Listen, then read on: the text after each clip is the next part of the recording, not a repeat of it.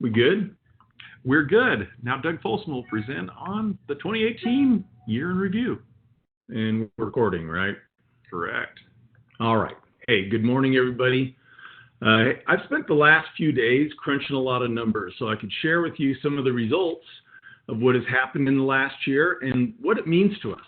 You know, what are some of the things that we've been doing different that have paid off and are really helpful that we want to make sure that we share with everybody so that we can take full advantage of some of the lessons that we have learned, and maybe, you know, a few of the things that are kind of on the sad or bad side that we want to make sure that we are avoiding.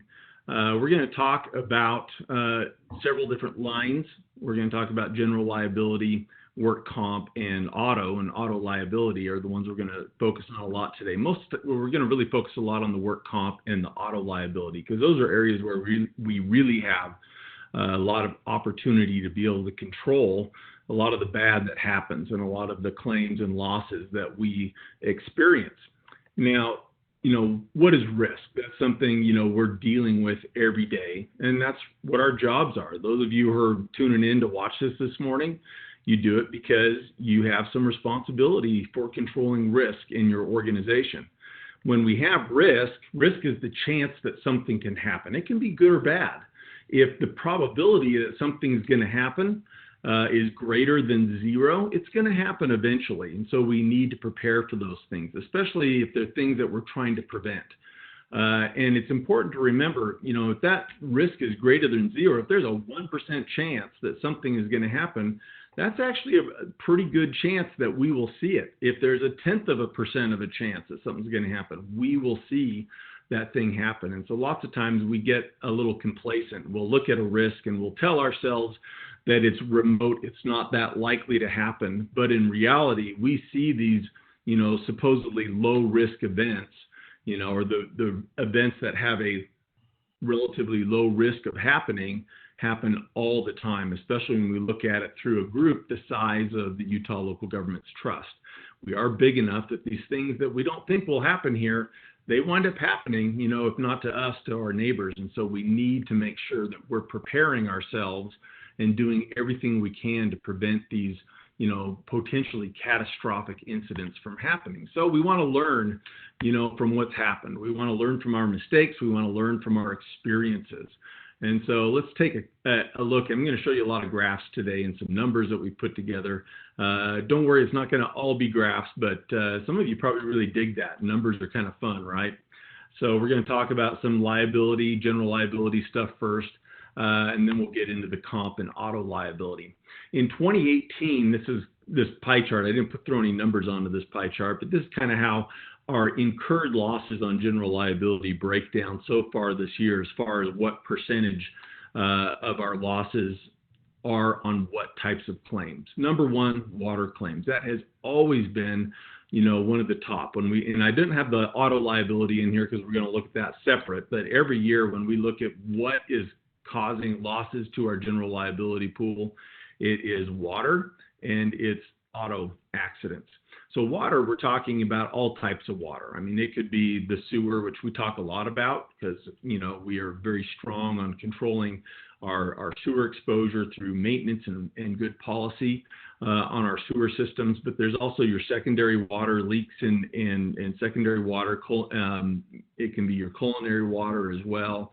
And we actually have a lot of natural events in the form of storm, rain, and things like that also result a lot of claims that come in. And whether we have actual liability where we've actually are responsible for damage that somebody suffered, you know, or not, when the claims come in, we have to defend those claims. And so, you know, we want to make sure that we're not liable, but we also, you know, should be focused on ways to try and prevent the claims from happening in the first place, if possible. But very important that we fulfill our duty, that we act reasonably, and that we do those things that are prudent within the scope of our operations to make sure that we are controlling the potential of loss. After water, then the next biggest one we saw in 2018, as far as the size of the losses that we're incurring, are law enforcement. And it's interesting because 13 years ago, actually, Next month will be 13 years I've been here with the trust, working with all of you. But when I started working here at the trust a dozen years ago, law enforcement claims were pretty rare. We didn't really see very many of them. We would see them in other parts of the country. We would see that on the West Coast and other places, that those areas were much more likely to have law enforcement liability claims. And we, at the time, really weren't seeing them. Well, that's changed, and we're seeing more and more law enforcement liability claims all the time. So this is something we really need to be thinking about. If we're kind of old school in our police departments and sheriff's departments, we really need to think about, moving forward, getting into the 21st century, especially when it comes to our policies and procedures. From a risk management standpoint, that's one of the things that we can really control there. So law enforcement is really moving up in the type of exposure that we see. And then the third most common one is employment claims. People, claiming for, harassment and discrimination or other, unlawful terminations or things like that. And so we're seeing more and more of those. And again, that was something that, years ago, we didn't really see very many of those claims. And very rarely, when we did see them, did they actually result in liability where we were found to be liable. But more and more, we're seeing a few more of those creep in.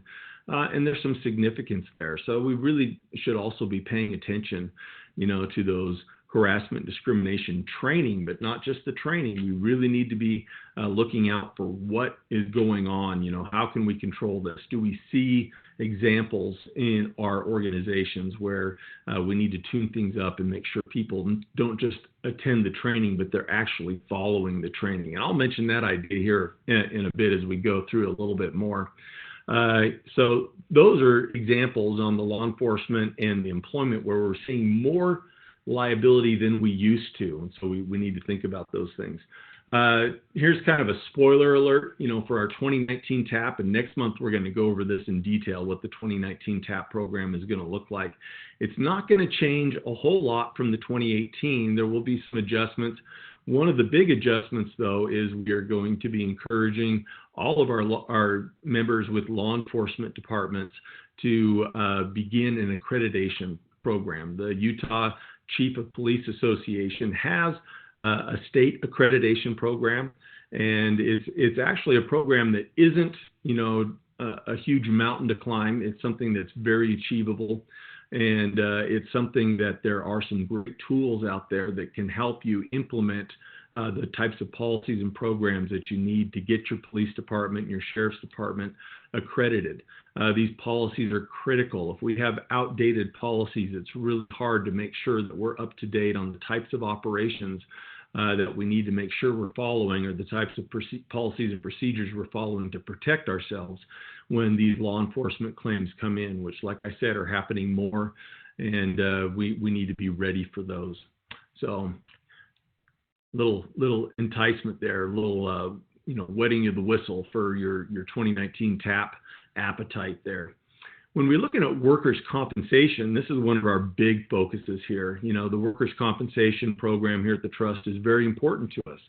And for me personally, one of the biggest reasons why this is so important to us is because, this is your safety. This is lives on the line out there. We want people, going home safe every day. And, unfortunately, from time to time, we do see a loss of life. And even more frequently, we see, severe injuries, sometimes with disabilities. And those are things we really want to avoid. And there are some simple things that we can do.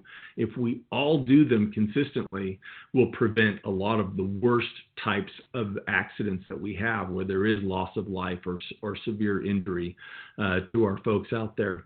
The groups, this is just kind of breaking down our work comp claims this year so far. We've got 1 month left, but so far this year, our group that has the most number of work comp claims is our fire departments. Our firefighters out there, they not only do they do very hazardous work, but the training and the regiments involved in them being prepared to go out and fight fires is very demanding as well. And so we see a lot of injuries in those areas. And there are things that we should be looking at doing to make sure that we can help prevent some of these. Looking at our training, for example, whether that's physical fitness training or our actual firefighter training, lots of times these are areas where we do see quite a few accidents. And we need to make sure that we're being a little more forward thinking than maybe sometimes we are in realizing how dangerous those training incidents are. In fact, most firefighter injuries don't happen out fighting a fire. Most of our firefighter injuries, happen in the firehouse, in the parking lot of the firehouse, working out in the weight room, running on the treadmill or other types of exercise, and also on the training grounds is where we really see most of those injuries. And the same thing for our police departments as well. These are very physical jobs. And so where we can actually anticipate that injuries are going to happen in training, where we have total control over the situation, it's important that we look at ways to make sure that we are preparing for what is hazardous about those controlled environments where we're doing that training. So fire service, law enforcement, those are where most of the work comp claims happen with our first responders. After that, we see public works and then maintenance and parks. And down from there. But, it's important that we be aware of where we have the greatest risk. But also don't forget that even some of our, jobs that have the least exposure, like in administration or in recreation departments, the exposure there is still significant. We still see, even though it's not a big percentage of all of our claims, we see serious claims coming from every department, every sector. So don't forget those administrative workers that we think, that's safe, they're not going to get hurt. But we see injuries all the time, and they're different types of injuries. So we need to make sure we have training programs that are, specifically for our employees in their different departments. One of the things that we've done in 2018 that's been a real focus for us is we're trying to improve how well we implement the TAP requirements, those various aspects of the TAP program. And so most of you are involved out in the TAP program, I'd say, that are tuning in. We have about 100 of our members, and most of our most significant and largest sized entities are participating in the TAP program. And we've been doing it since 2014 was the first year we actually issued TAP awards. So the first year where we actually started working on it was 2013. And so we're 5 going into 6 years here into the TAP program. And so we've seen some great improvements in different areas as a result of the TAP program. And I'm going to share a couple of those with you today, what we've seen as those improvements. But one of the things that we really want to do to make sure that we're taking full advantage of this infrastructure that we've built throughout our pool with the TAP program is doing it better. We started implementing this good, better, best. And when we take a look at TAP applications now, we rate them. We take a look at each requirement and we say, did the member meet the minimum requirement? If they did, that's good, because it wouldn't be a requirement for the TAP program if it wasn't something that was good. But we also look at, are they doing it better than just the minimum requirement? And we also have identified some things that we believe represent a best, or at least, in our current perspective, a best implementation of those various requirements as well. And so we've been doing a scoring on the TAP applications. In 2017, which was the first year that we actually took a look at all the applications and we put a score on everything from what we saw in the applications that were submitted. And from the scoring, we had an average TAP score for all participants of 2.13. So it was better. We weren't, at 1. Very few members actually, have lots of 1s. Most of you out there are doing better than just the minimum requirement. And we really appreciate that. That is so very important. This year, as we've gone through the year, we've been meeting with a lot of you, looking at how well you're implementing, just kind of in review and making some projections of what we're going to expect from your TAP applications that you're submitting this year. And our projected, average TAP score is looking at about 2.44. So we are seeing that we've been able to help you tune these up so that we're implementing these various best practices in a better way. But there's lots that we can still do. one of the things that we've done over the years with the TAP program is have that return to work program. Sorry. And with the return to work program, one of the great benefits that we've seen is as we accommodate employees' restrictions that doctors give associated with injuries that they've had on the job, we have seen a dramatic reduction, and especially in the last few years, we've seen a dramatic reduction in the number of lost time claims and the number of lost time days. And that's huge, because when we have employees missing more than 3 days of work because of their work-related injury, not only are we paying for the medical, but we're also paying that benefit or that salary replacement that the employee gets from work comp. And so it makes the claim that much more expensive. When we first started looking at this 5 years ago, about half of our work comp claims were benefit. About half of the cost was benefit and half the cost was medical. Well, over the years with this return to work program and in our TAP program, we have seen, that change a lot. A larger and larger portion of the cost is the medical, because we're reducing the claims by getting employees back to work sooner. So you can see, I'm sorry, there's a lot of graphs to throw on one page and one slide, but as you can see from, over the years, this kind of represents a decade. But if you start looking at 2014, when we issued the first TAP awards, you can see we've had a really good decline. In fact, over the last 10 years, we've had a really good decline in the average lost time days. And so we went from 10 years ago with close to 40 days being the average number of days an employee missed when they had a lost time claim, down to this year, we're about 17 days is the average so far this year. And so dramatic reductions there. The number of claims with lost time days was pretty flat in the past, with the peak in 2014, but from there we've gone down, down, down. And this year there was a major tipping point we hit. 2016 and 2017 represented some really great improvement in our reduction in lost time days. But the number of claims with lost times was still about the same. And then all of a sudden, between 2017 and this year, we hit a major tipping point. And now our number of lost time claims has gone way down. So far this year, after 11 months, as of today, we have had 100 lost time claims. And over the years, you can kind of look at this graph and extrapolate a bit, but you can see it's pretty consistent, about 150, with the exception of 1 year there, about 150 lost time claims every year. And right now, with 1 month left, we're looking at 100. So we're probably expecting maybe 120 lost time claims this year. And that's a huge improvement, a reduction of 30 lost time claims in the year. If we're looking at, lost time days, 10 years ago, we were seeing 5,000 to 6,000 lost time days a year. And so far this year, we're only about 1,700 lost time days. And again, we saw from 2014 to present, we saw some great improvement every year. 2016 and 2017 were under 4,000, which was a first.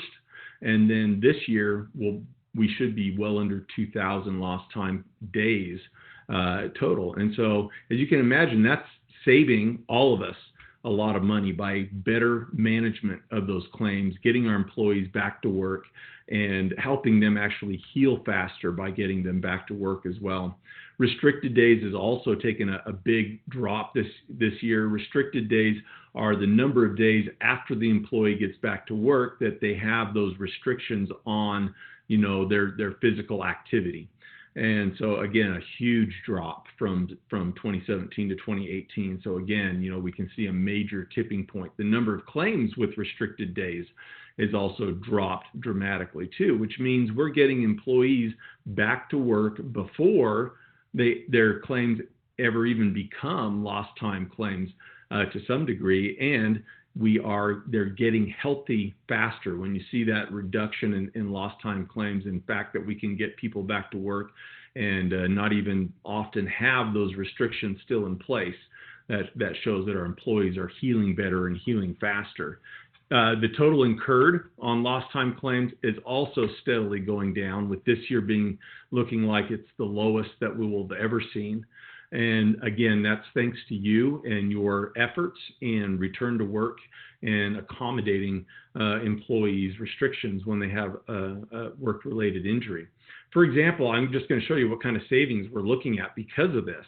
In 2018, like I mentioned, we're projecting about 120, might not even be that many, but we're projecting about 120 lost time claims for this year, which is down about 30 from the 10-year average.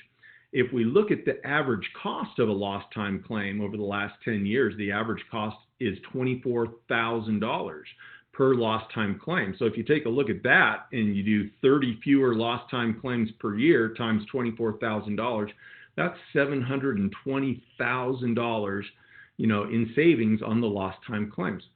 But, there is a little bit of a payoff, a cost associated with this because, when we have claims that never become lost time because we get people back to work before they've been out for 3 days, we have a lot more claims that proportionally that are the medical only claims. And so we have seen an increase in the medical only claims, but right now it's only looking like it's around $100,000 to $150,000 more a year on those medical only claims. So even at that, we're still looking at $500,000 to $600,000 a year in savings collectively, because of the return to work program.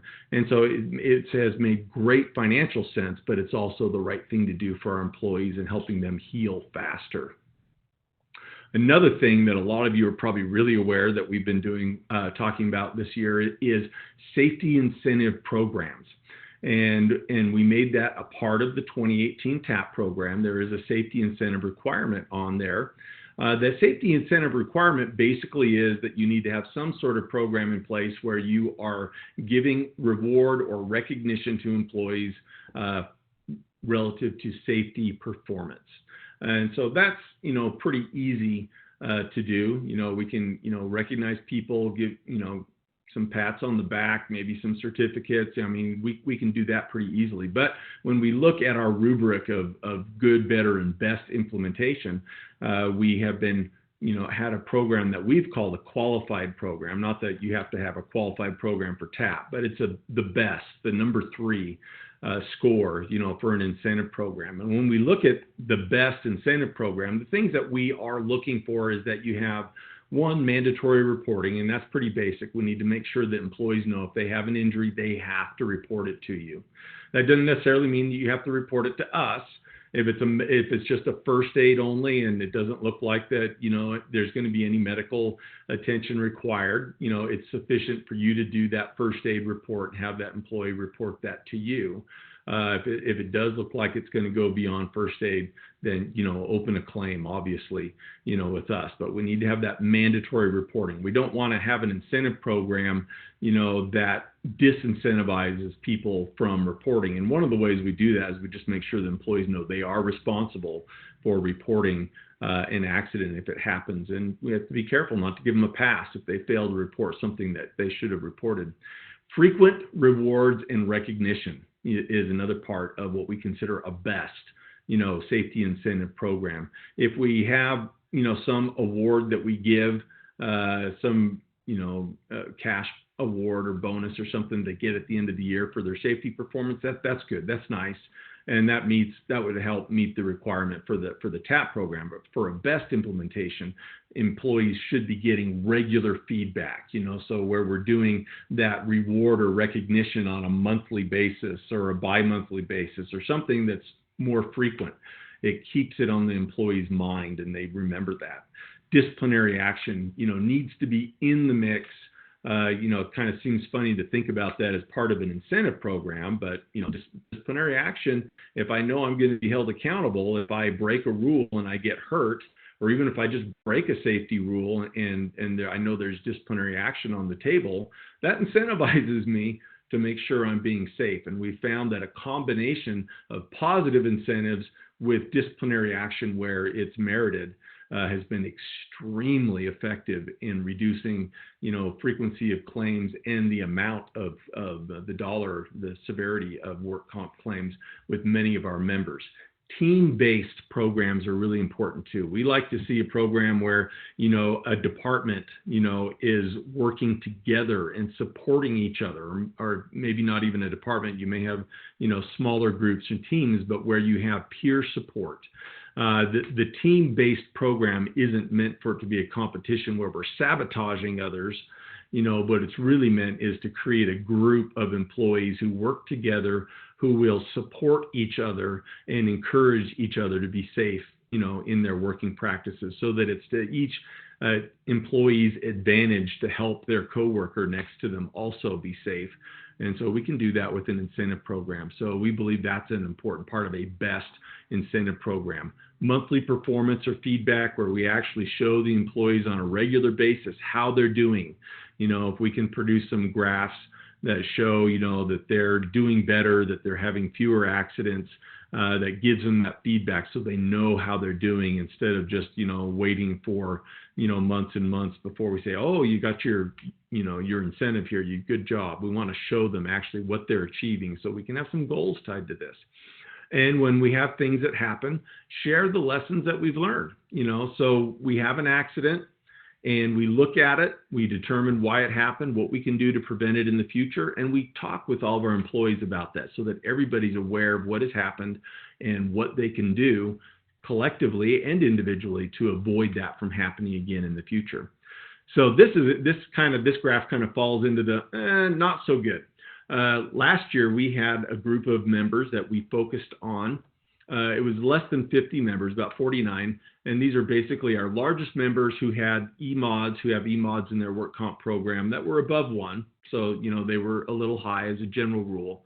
And as we look at this group that we were focusing on last year, we can see that over the last 5-6 years that we've had a steady increase in the average number of work comp claims per month with this group. So we went from about 69 in 2013 and up to, the mid 80s, currently. But you can see that this graph is starting to round a little bit. The slope of that graph is starting to flatten out.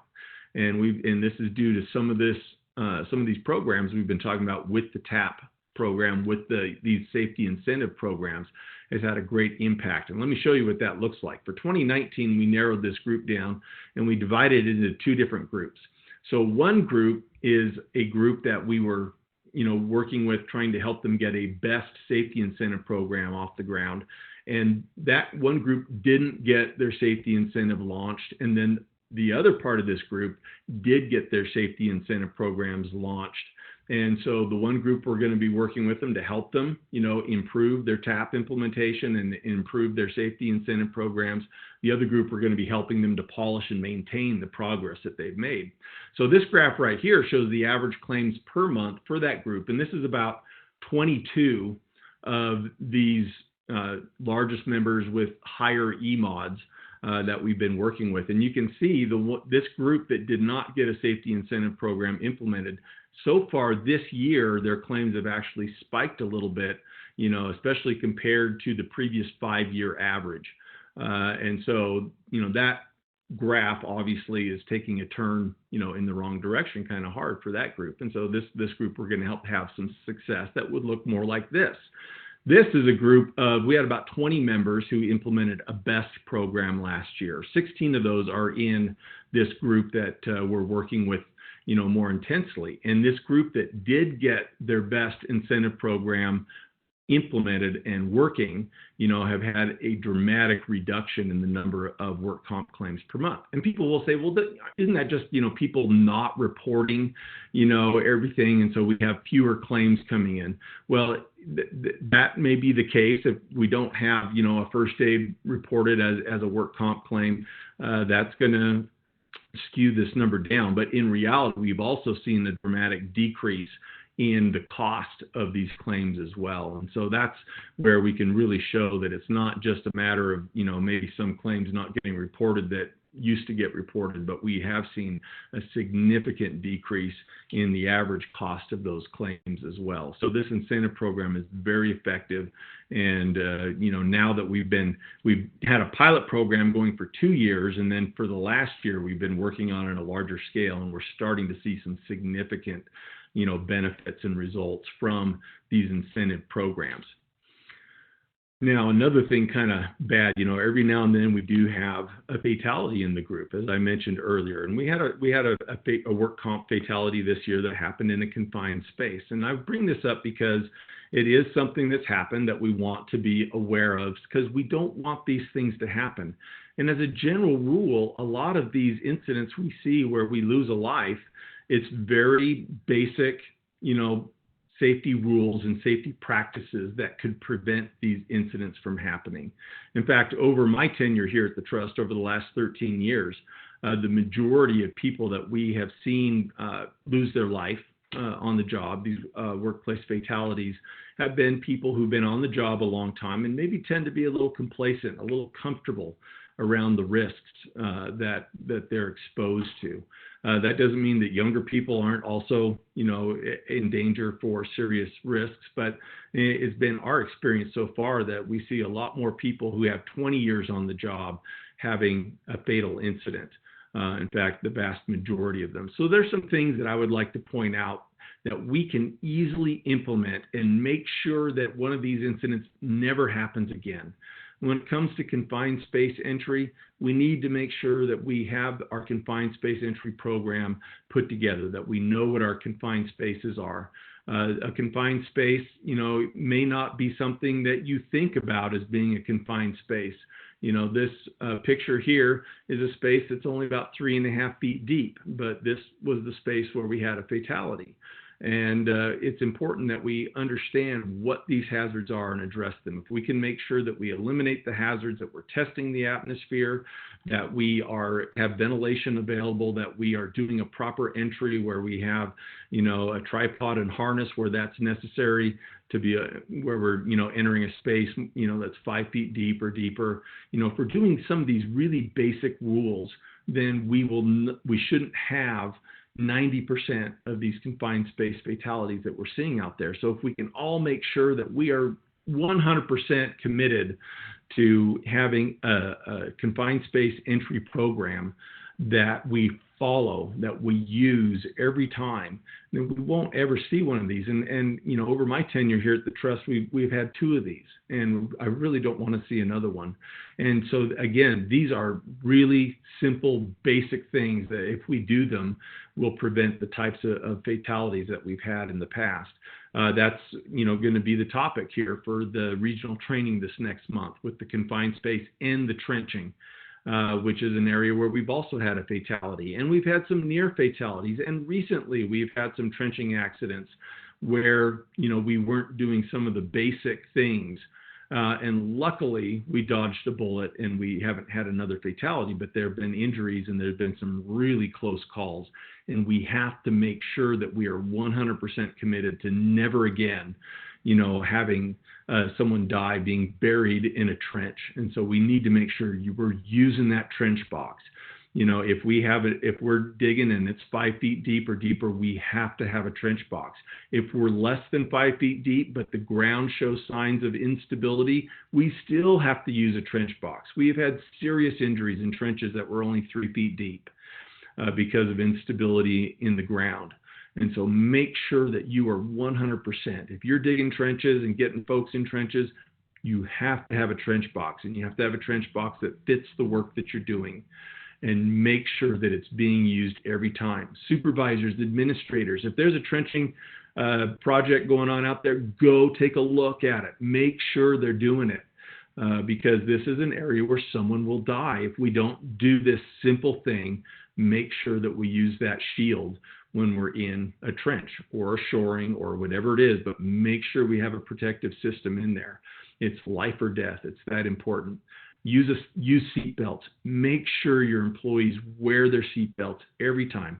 In the most recent year, and statistics available from zerofatalities.com for Utah, we see about 40% of all fatalities coming from, a group of about, 12 or 13% of drivers that don't wear their seatbelts. And that is a drastically skewed number.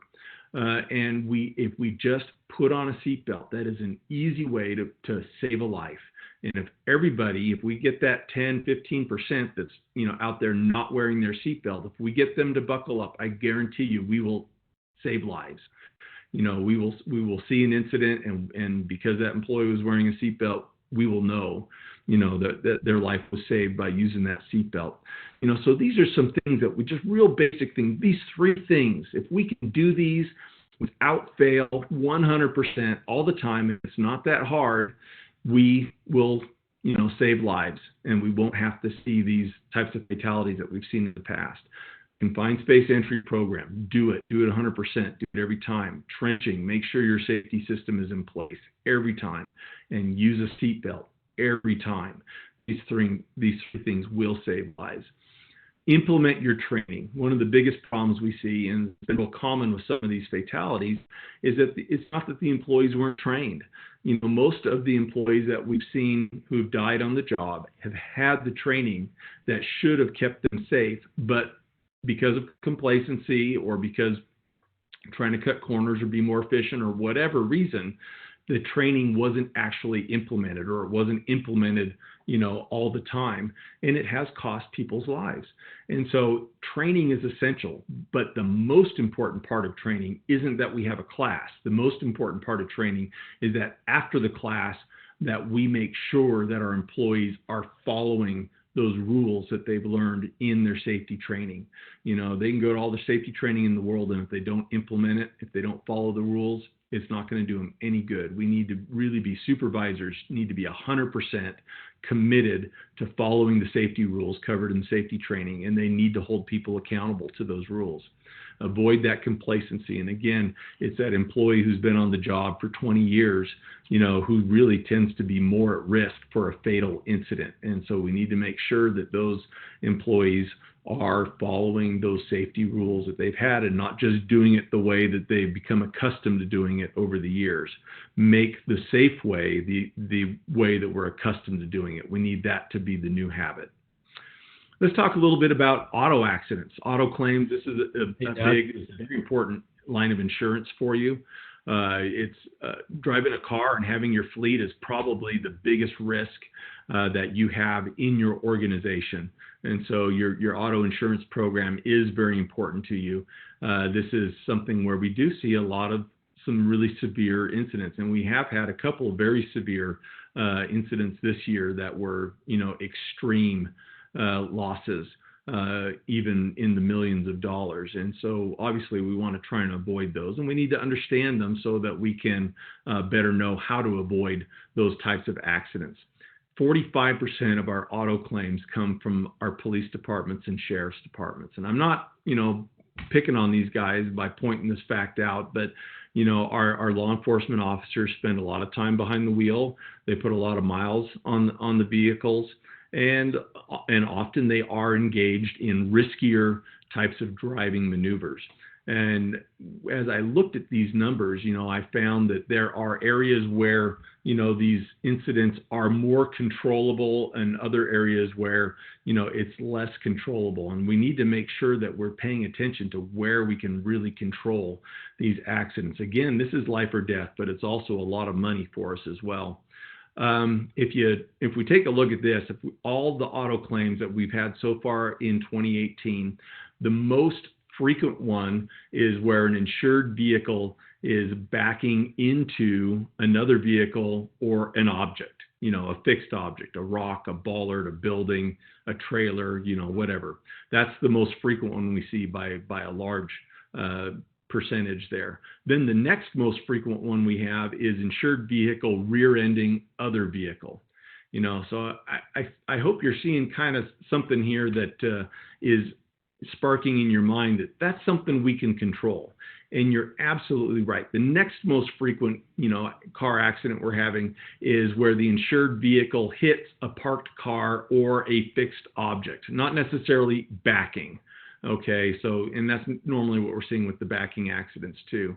So obviously, if something isn't moving, we should be able to, as a general rule, avoid it and not hit it. But that's where we're seeing these things happen. And then we have other vehicles striking the insured vehicle. That's almost as frequent as us hitting a parked car or other object going forward. That is. And so that one I made blue because we have less control over other people hitting us. But I'd like you all to remember, and you've all probably been to defensive driver training. Remember, defensive driving isn't just about being a safe driver yourself, but it's about avoiding the other person's mistakes in order to protect yourself. So even these ones that are blue graphs, blue bars in the graph that are less controllable, that's not to give you a pass. We still need to look at these incidents where it's somebody else's fault and try to learn from them and remind ourselves what are some of the ways that we can avoid other people's mistakes using defensive driving tactics. Kind of broke this down a little bit more. Looking at those ones that were the orange bars in that bar graph that were the more controllable type accidents. Putting this on a pie chart, we can see that 28% of these controllable accidents were the insured vehicle backing into something, into another vehicle or into a fixed object.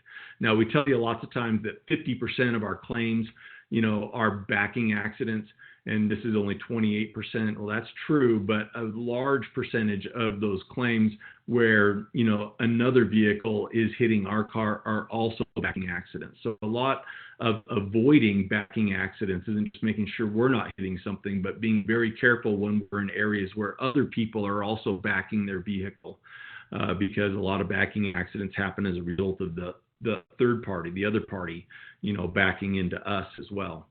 Failure to yield or insured vehicle rear-ending other vehicle.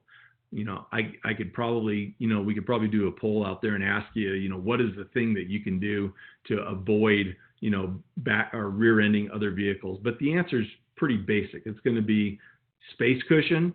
Are you following too close, and are you paying attention? And if you're following too close and you have a lapse of attention, you look away for just a second, that's all it takes to rear end another vehicle. If you have a safe following distance, if you're using a 3-second rule or more, and you're really trying to maintain that as much as possible, and you're not being distracted while you're driving, you're not going to run into the back of other people's cars. And so that's a big one. If we can control those two right there, the backing into things and the not rear-ending people, that's like 43% of all of these controllable accidents, which are the ones that we wind up paying for. So it's the vast majority of what we're paying for out there. Insured vehicle hitting a parked car or other object. If we throw those three together, that's 61% of all of our most controllable types of vehicle accidents that we're having out there. Now, we have had some progress on this over the years. Many of you, remember when we started our MVR program, checking drivers' driving records and sending you a report every month. When we first started the MVR program years back, we had about 19% of all of your drivers out there had some sort of violation or issue with their license where it wasn't valid or something like that. We call that our violator rate, the percentage of licenses that have at least one violation or one invalid status on that driver's license. Now, over the years, that's gone from 19% down to 11%, and it continues to improve. So we see this violator rate on our drivers decreasing, and over the last 3-4 years, we've seen a fairly consistent decrease in the rate of auto claims per vehicles insured. Now, the number of auto claims that we have climbs up and up, but we also every year are insuring more vehicles than we have in the past. And so obviously with more vehicles insured, there's going to be more accidents. But the rate of accidents per vehicles insured over the last several years has been decreasing.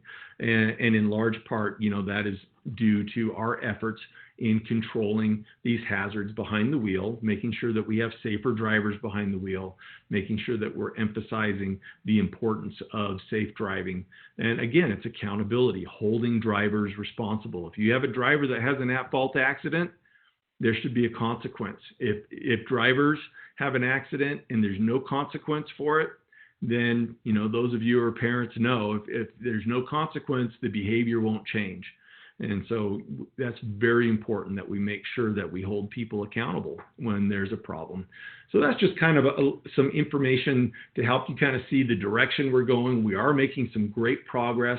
There's many aspects of the TAP program that you've been implementing over the last few years that are being extremely effective in helping us get more control of, the losses that are happening, both in frequency as well as severity of these losses. And so we encourage you to renew your commitment to the TAP program. If you haven't done it yet, let's get you on board this year. If you're doing it, let us help you do it even better. Let's look for ways to implement these best practices that will be even more effective than just the minimum requirement for getting the TAP award. And think about those things that we just never want to have happen, those fatalities and serious injuries that are easily controlled by simply following basic safety rules that we should all be aware of. So in summary, be aware on your general liability, the most common area where you're going to have exposure is going to be water leaks, whether that's sewer backups or mainline leaks or irrigation water issues or storm water, things like that. That's where the biggest portion of our losses come from. And so everything we can do to make sure that our policies and procedures and our practice and our maintenance programs are what they need to be is very important in helping you control the cost of your general liability insurance. On the work comp side, we really believe in this incentivizing safety.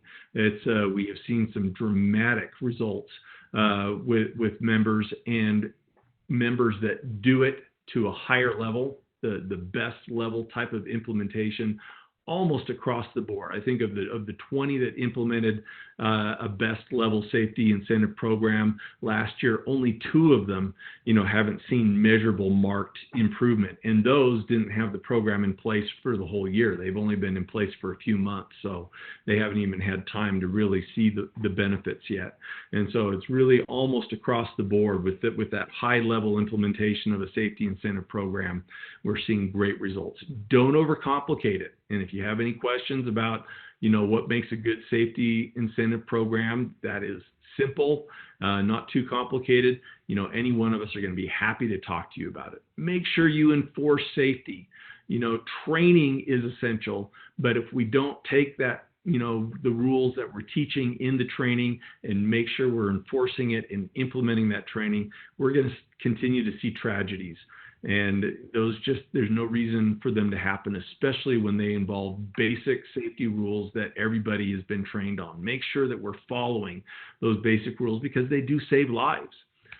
When we're looking at our, see if I can get this to change here, our auto accidents, things to remember there, eliminate backing incidents. You can implement policies and procedures with regards to backing that will virtually eliminate backing accidents. Again, you have to enforce them. If you've got situations where you say an employee must do a walk around before they get in the vehicle and back it up, if we have that procedure in place and we make sure people are following it, we will have a drastic reduction in these backing accidents. Avoiding backing, using pull-through parking, but when we do have to back up, make sure that we get out and look, make sure we can see what we're backing into or backing toward. Let's not back into anything. Those rear-ending collisions too, which is a huge amount of our losses. In fact, the worst incident we had this year was a rear-ending collision. That can be eliminated too. Paying attention, no distracted driving, and getting larger space cushions. The more space you give between you and the vehicle in front of you, the less likely you are to run into them when they stop abruptly, or even when you have a momentary, distraction. If you've got that extra space cushion, you're less likely to have that rear-ending collision. We can eliminate, most of these by making sure that we're following some basic rules. And always buckle up. Make sure your employees are wearing their seatbelts, but each one of you, make sure you set the example. Buckle up every time. Don't move your vehicle unless everybody in the vehicle is buckled up, and make sure that you are enforcing your seatbelt policy, which I know you all have a seatbelt policy. Make sure that you're paying attention to it and enforcing it, even where, the employee's only driving for a block. And a lot of utility workers think they're just getting in and out of the truck all day so they don't bother with the seatbelt. We have to make sure that becomes a habit. If we don't buckle it up every time, it doesn't become a habit. If it doesn't become a habit, it doesn't work. And I'm sitting here hitting this button and nothing's happening. There we go. See any questions, Jason? I got a couple of questions. Folks, if you've got some questions, type those into the chat box or the Q&A box, and we'll get those answered right now. A couple of questions. One was regarding the fatality. So what happened in that in the space that was only 3.5 feet deep? So in that, I showed you that picture. There was some groundwater. The groundwater table was higher than the bottom of this little manhole. And so there was about 13 inches of water in the bottom of that well. And the employee was working on that equipment in there. And so he was reaching in head first. And because of the depth, he had to scoot a little bit forward and to reach down a little bit lower to what he needed to reach. And he went in head first and he drowned. He couldn't get himself up, and his coworker couldn't lift him out because they didn't have any assist. He wasn't attached to anything that helped crank him up, and unfortunately, there was just enough water down in there to get his nose and mouth underwater, and he couldn't get out of it.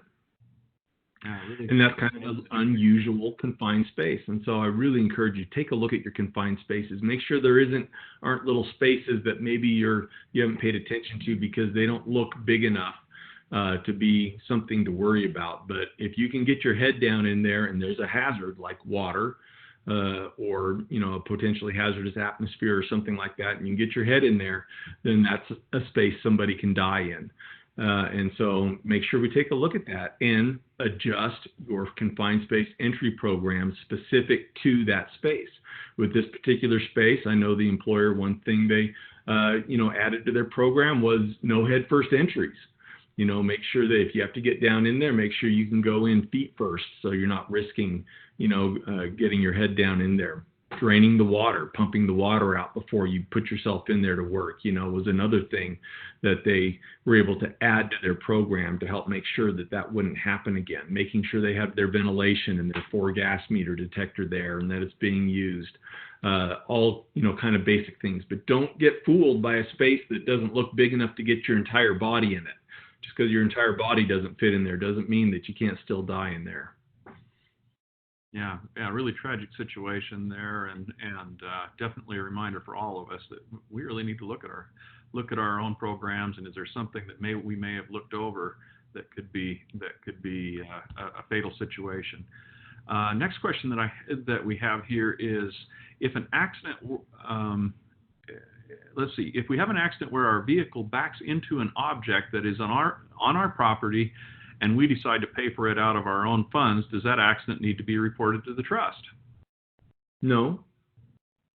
Yeah. How's that an answer? I actually went into a little more detail as I responded to this one. I said it's really up to you in those situations. Yeah, if it's you back into a pole on your property and there's a few $100s worth of damage, it doesn't exceed deductible or whatever, and you want to pay for it, that's totally up to you.